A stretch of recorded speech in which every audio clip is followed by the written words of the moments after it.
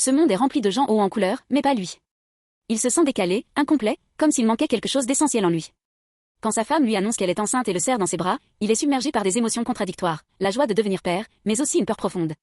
Il ne veut pas que son enfant vive les mêmes luttes que lui. Alors, il décide de changer.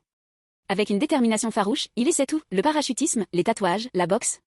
Il cherche désespérément quelque chose qui pourrait apporter de la couleur à sa vie. Mais rien ne fonctionne. Rien ne comble ce vide. Désespéré, il se tourne vers la prière.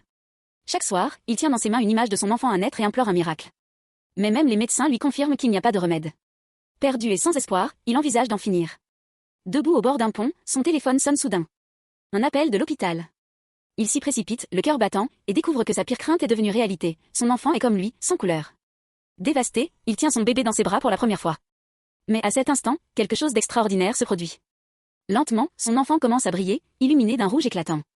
La lumière rayonne, emplissant l'espace, et comme par magie, la couleur inonde également le monde de l'homme. Il comprend alors une vérité simple mais puissante. Parfois, l'amour et l'acceptation apportent la plus grande transformation.